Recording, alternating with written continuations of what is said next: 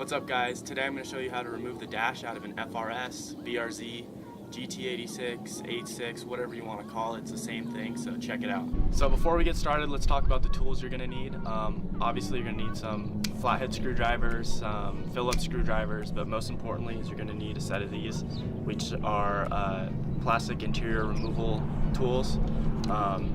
This is going to make sure you don't scratch up anything while you're pulling panels off, so definitely get a set of these. You can get them online on Amazon, at AutoZone, whatever car parts store you have, they usually have these in stock, so make sure you grab some. First things first, my car's a little bit more gutted than yours probably is, so there's a few things you're going to have to do to get to the stage I'm at now. Main thing being the center console, so you pull the trim pieces off on the side. You got 2 bolts in the back, you've got 2 bolts by the shifter, so you just remove your shift knob and the trim around it to get to those, and then you pull the little junk tray and the USB part out to get to the 2 bolts in the front, and the whole thing slides out. Other than that, you got to remove your A-pillar trim, which just pops right out. You might need to remove the covers to your top speakers here to get those to slide out, but other than that, you'll be ready to go. So where we're going to get started here is removing this whole center console part.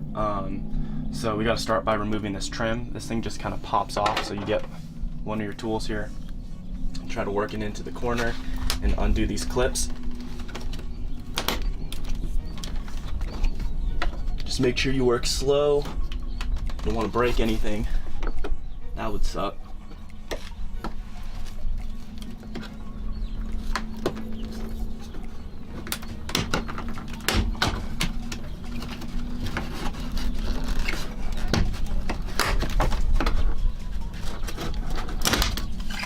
Go.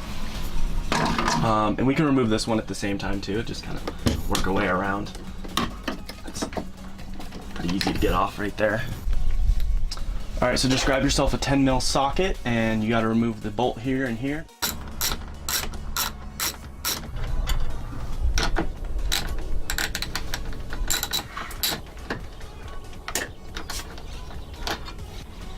Once the top 2 are out, you got 2 more at the bottom here. Make sure you have an extension so you can reach back there.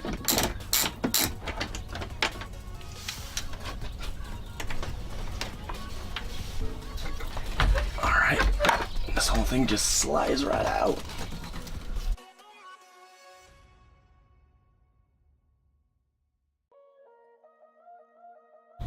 Alright, next step is to remove these knee pads here. So you just have 2 screws at the top.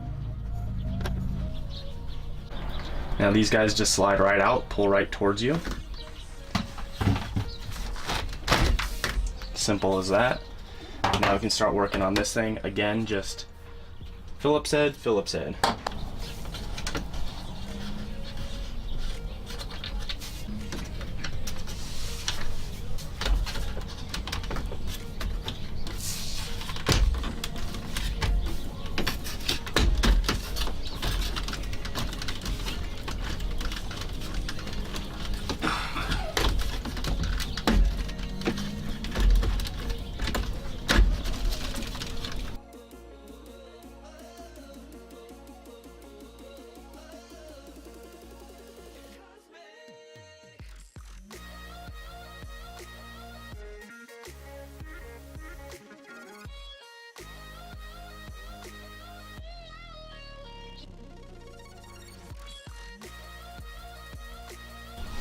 Alright, next step is we're going to try to remove this kick panel.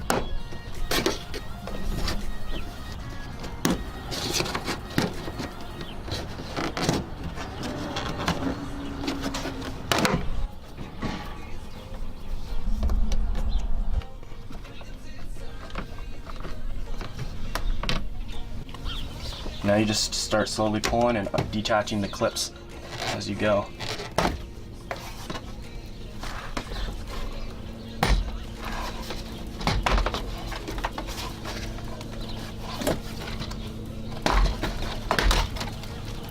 And then make sure you unplug.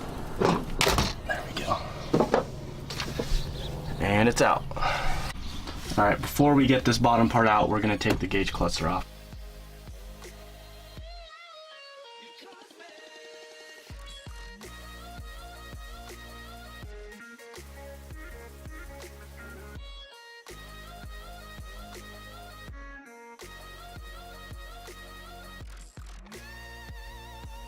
So I'm just trying to remove this part now. It looks like it connects to this guy here, but we just want it out of the way so I can get the cluster out. So after you get this screw out, it's really just a matter of getting the clips. Just be super careful. It's a very thin piece of plastic and obviously an important one.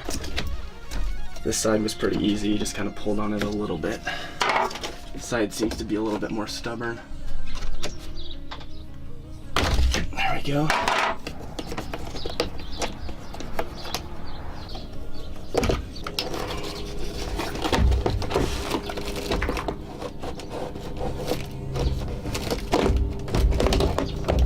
All right, just make sure you unplug it. And I can't feel, or I can't see, but I can feel. It's just one plug, super easy. Clusters out.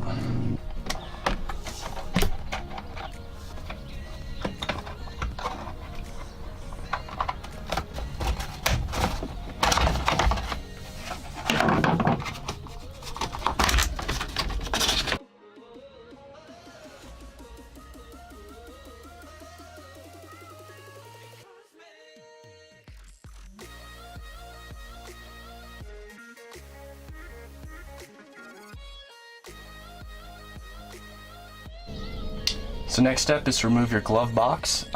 If you've ever replaced your cabin filter, you already know how to do this, but in case you haven't, you just open it up and then there's a plastic, I don't know what you want to call it, but you basically have to squeeze it with either a needle nose or a small plier like this. So just get on it. It's pretty self-explanatory. If you take a look at it, clearly just squeezes, pops over like that.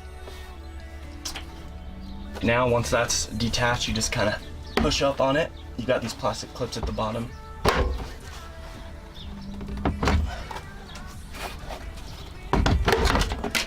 And the glove box is out. All right, now that that's out, we've got 6 Phillip head screws to remove. We've got 4 in the front here and 2 in the back.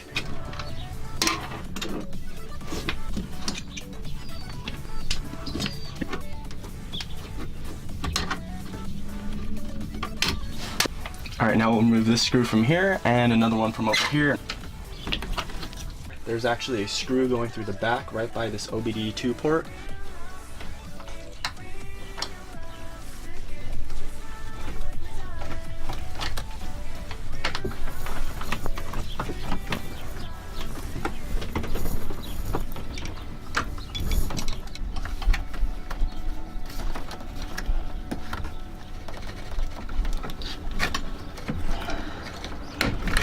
Go just about, and then we got the little 120 volt that I just learned about in the back.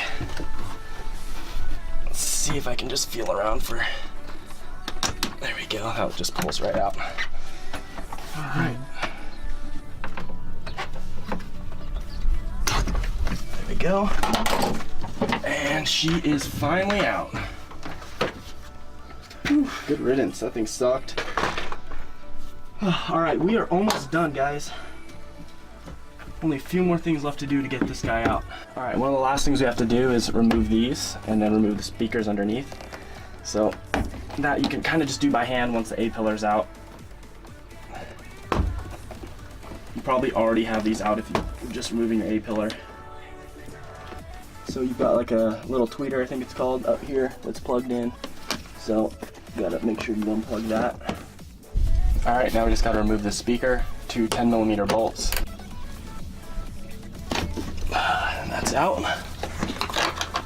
Gotta tuck those away and just gotta do the same thing to the other side. All right guys, now we only got 8 more bolts and screws to get this thing out.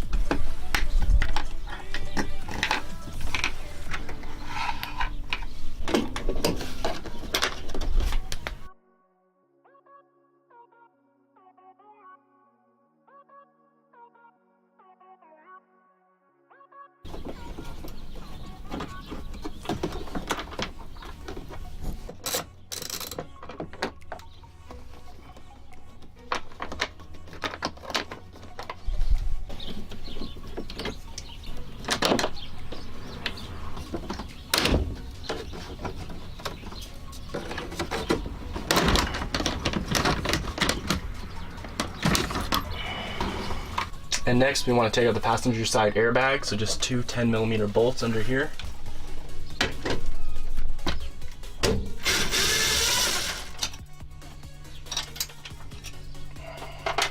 Careful to hold this thing. It doesn't fall out and explode or something. That would be awesome. Well, once that's removed, your dash should be free.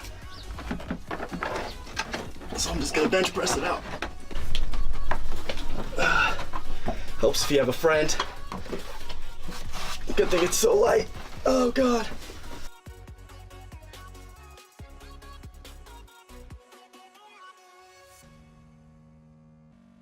Well, that's it guys, the dash is out. Hope you found this video helpful, and if you're interested in this build, make sure you subscribe to this channel because we got a lot of cool things coming soon. For you guys that are wondering what this is actually signed by Kimura, who's the guy that designed and created the Rocket Bunny kits. I was able to meet him on a cruise we had from LA to San Jose for WECFest last year, yeah, he signed my dash, so that's pretty cool.